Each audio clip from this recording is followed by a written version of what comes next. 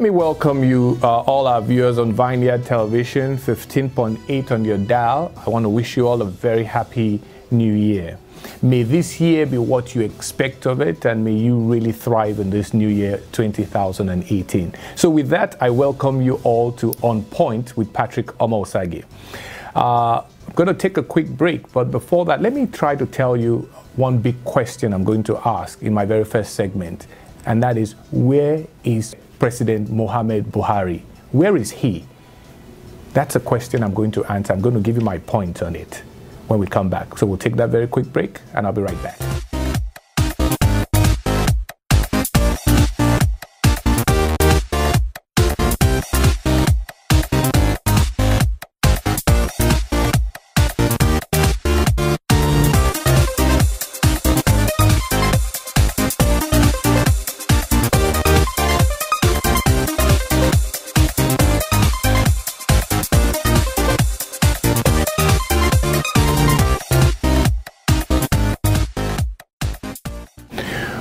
Welcome back. This is On Point with Patrick Omosage. This is a show, like I said, you can watch on the dial, on the television dial 15.8 every week.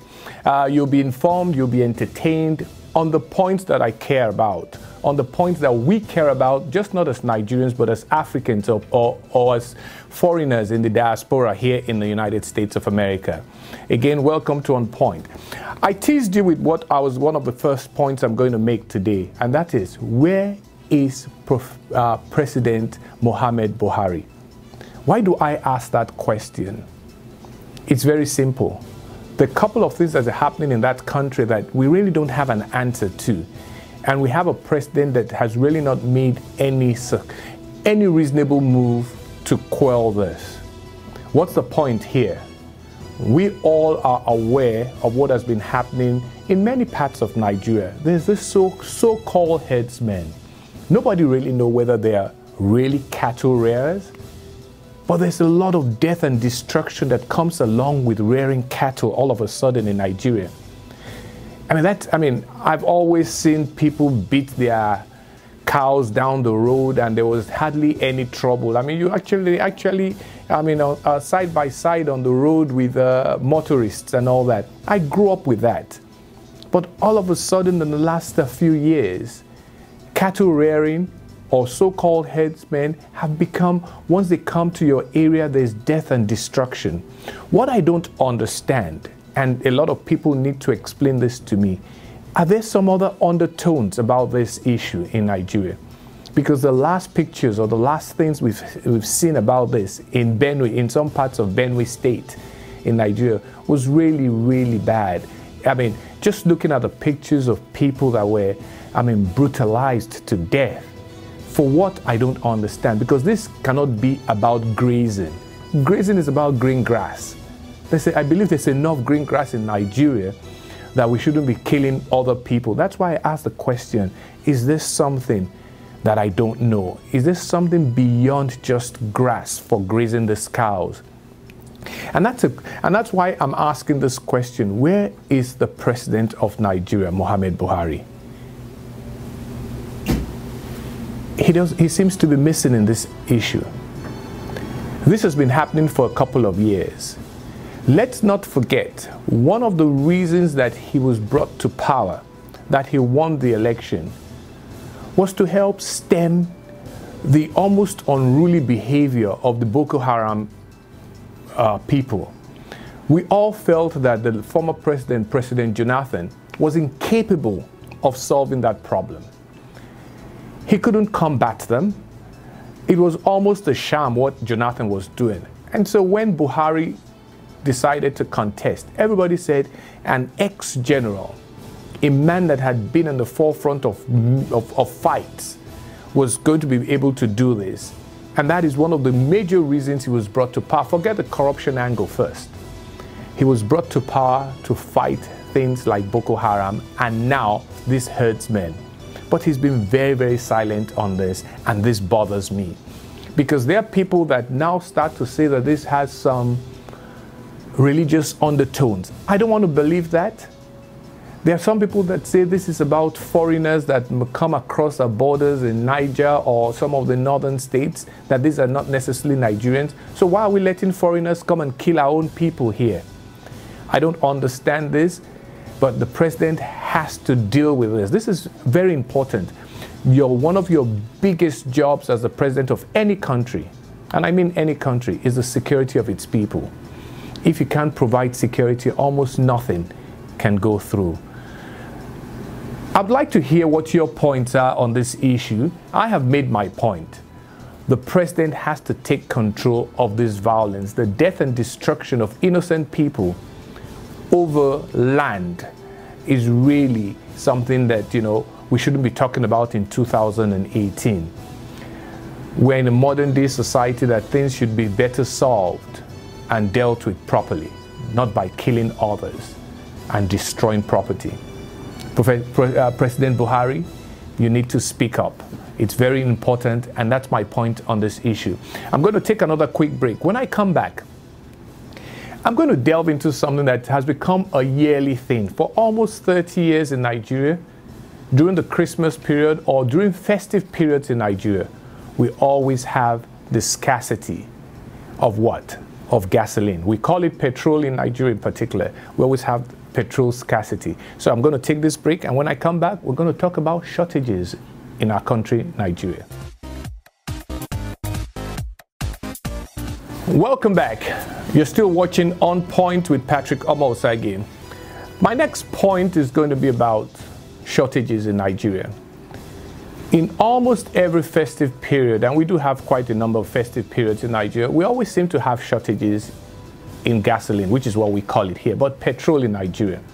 Why do we consistently have this? For 30 years, as far back as I can remember, we always have this at least once a year, and most likely during the Christmas period. So what's going on? Why can't a country that has oil as a natural resource, forget the refineries issue, because I know that's what people, we don't refine enough. No, it's actually easier. You shouldn't be short of things that you can actually buy from an open market. Gasoline or petrol, we buy that from an open market. Why is it that we can't get enough of it when we need it the most? Most of the traveling that is done in Nigeria is done during the festive periods. People move back to their homes or to their villages or to their towns of birth or origin. And that's when we consume an awful lot of petrol or gasoline products. And we don't seem to be able to supply that in that period. Is there something behind it that it always happens at Christmas period? That's a question we have to answer. So my point, and here's the point I'm trying to make. Nigeria has become a country that creates artificial shortages. Every time, first of all, when we look at the history of petrol shortages in Nigeria, every time there's a major shortage, when it comes back on stream, there's an increase in price. Is that what is trying to happen this time around? Last year or 2 years ago, it's the same thing that happened. We went from, after a period of shortage, we went from 86 naira per litre to about 145 per litre. And for a whole year, it worked out fine. So why now? Are we likely to have an increase in the price of petrol in Nigeria? Nobody knows. The government obviously would always deny that. That's not why there are shortages. But why do we have to have a shortage? We buy from the open market. It's like having a shortage of milk in your house or bathroom tissue. You don't make it, you buy it. You need it, so get it. And that's what I'm talking about, our petrol. We need petrol. Buy it and sell it. But I know what the problem is. The problem has always been we're trying to subsidize petroleum products in Nigeria. It's never going to work. We're going to continuously have this problem over and over again. I said we buy refined petrol from abroad. But there's a cost to it. There's a landing cost to it. You must be able to pay that price at the pump. If the government continues to interfere in petroleum products or in petrol or gasoline directly, we would never get out of these shortages that will happen every year. There's no way, anybody that understands economics should know that there's no way petrol per liter should be sold at the same price in Lagos and in Yobe or Sokoto. There's absolutely no need for that. Both don't consume the same amount. There's a huge disparity in economics also, economic wealth. So why are we paying the same price? It is that price, what do I call it? That price that is dictated by government that keeps these shortages happening. I can guarantee you what people have always suggested is liberalize the pricing system. Let it go. Government should hands off. I can tell you, if petrol is 200 naira per liter in Lagos, the people that would buy it, the majority, yeah, prices are going to go up. But again, 70% of the consumption of petrol in Nigeria is consumed in Lagos. So what does economics tell us? That the price will be probably lower in Lagos than in Yobe. And that's what needs to happen. Let the pricing go. Government should lay off its hands. Let every Tom, Dick, and Harry who wants to bring in petrol be allowed to bring in petrol. At some time, that's what's going to happen. I don't know why we are delaying almost an inevitable business strategy. Anything you want to let the people have or consume, you got to let it go. We have seen that from the telephone or cell phone industry. The moment the government liberalized the idea, see what has happened. People still have 2, 3, 4, 5 phone lines. That's their wish.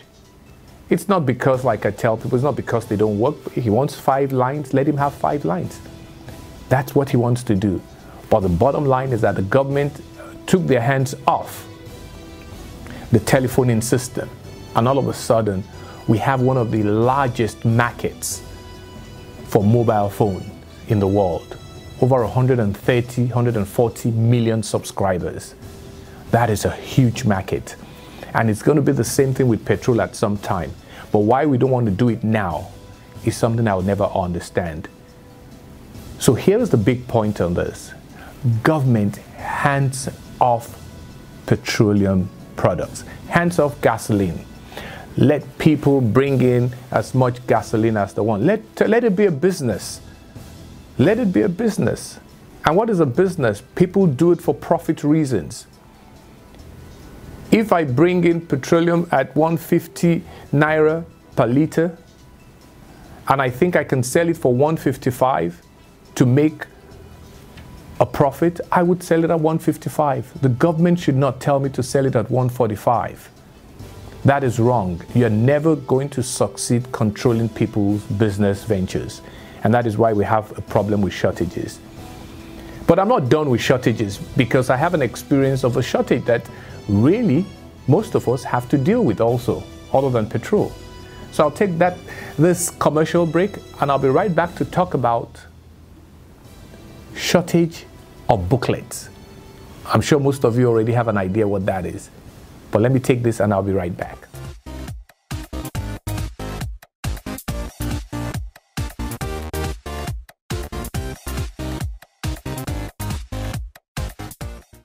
Welcome back. You are watching On Point with Patrick Omosagi. You're watching it right here on Vineyard Television, 15.8 on your television dial.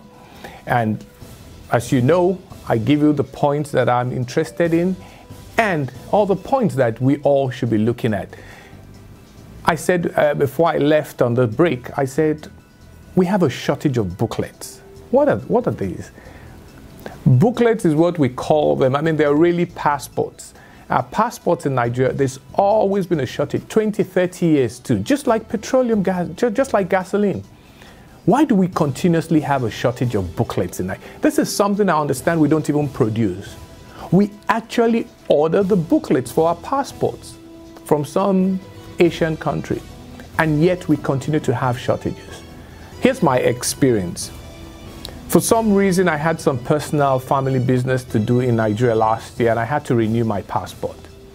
First of all, I renewed my passport. Nobody has a fixed price of a passport. You go to anywhere in Nigeria and say, I want to renew a passport, I want to get a passport. It goes from anywhere from 20,000 to 55,000. I remember I paid almost 55,000 to get my passport. I know it was an emergency passport I needed. I got it for 55,000. Why? First of all, I was told there was no 32-page book passport, that I had to get a 64. I said, that's fine. But there were so many people that don't need, just like me, I don't need a 64-page booklet. But I had to get it because I needed one. Why? Here's a question I ask, and here's a point I like to make. Don't we get to 32 before 64? Or do we get to 64 before 32? I learned to count as a kid, and I think I count properly. You get to 32 before 64. So why can't they have a 32-page booklet first before 64? Why force people to pay more? But the question is not really now the price. The question is why the continuous shortage of booklets of Nigerian passports?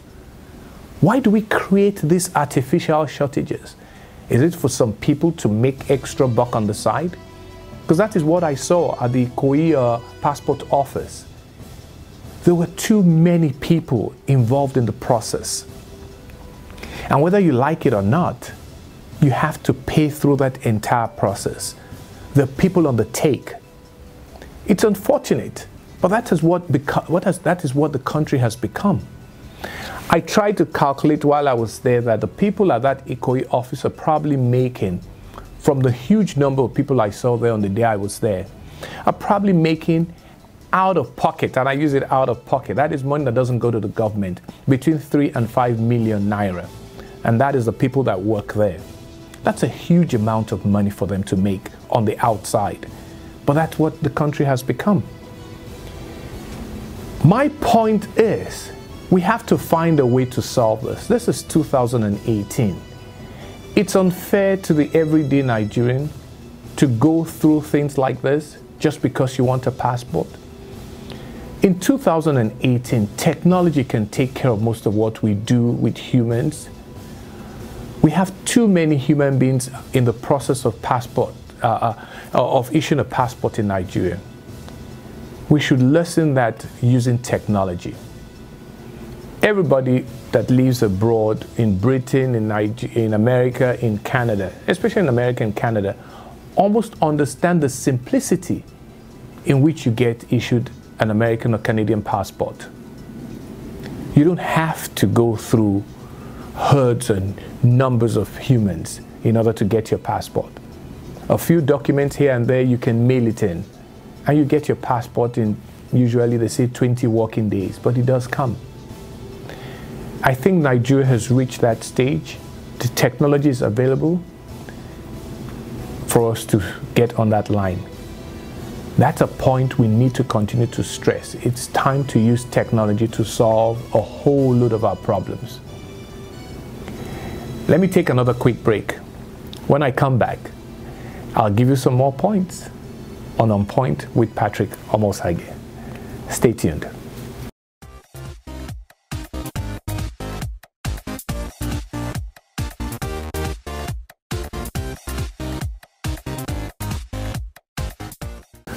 Welcome back. You are on Point with Patrick Omosage.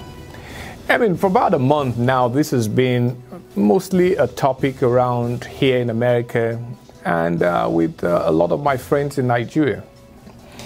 There's this statement that has been linked, they did say that President Trump made this statement in a cabinet meeting that Nigerians come here and they don't want to, I'm not quoting directly, but they don't want to return to their huts. And a lot of people have taken offense to this statement and all that. Now, there are always two things I say about statements that other people tell you, or things that happen that people say did happen. I always say, I'm always reluctant because, again, we live in a modern world. There's hardly anything said or done that is not on tape. Almost impossible in today's world.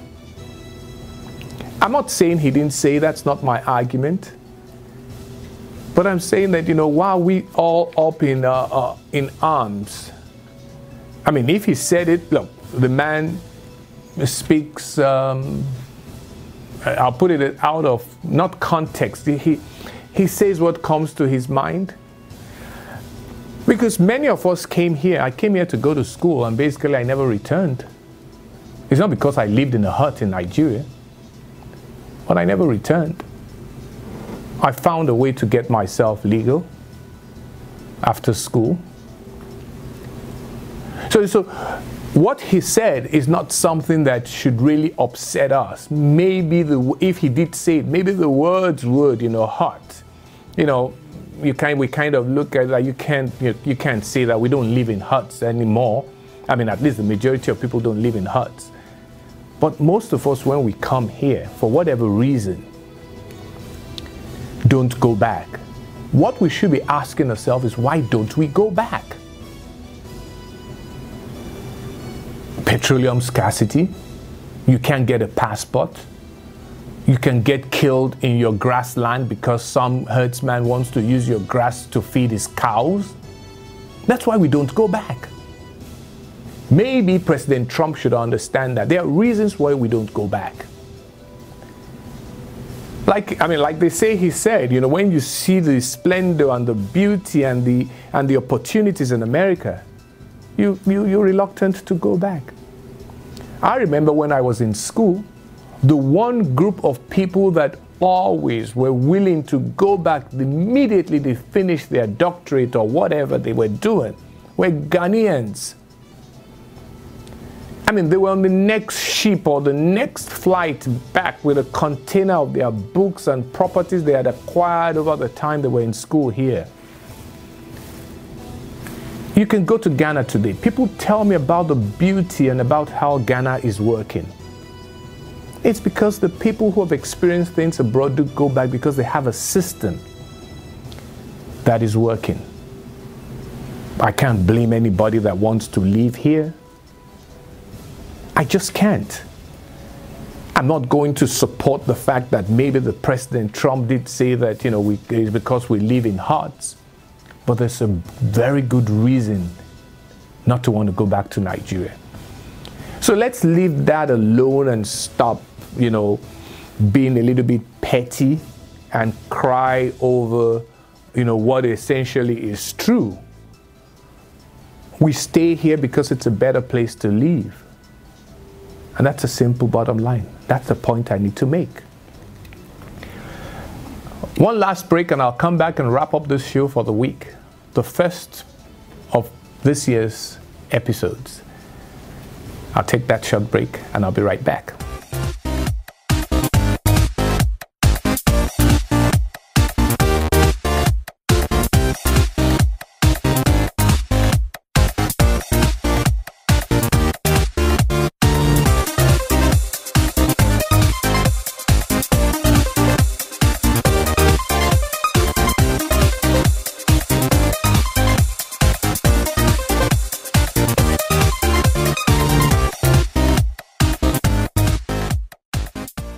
Welcome back. You're on point with Patrick Omosagi.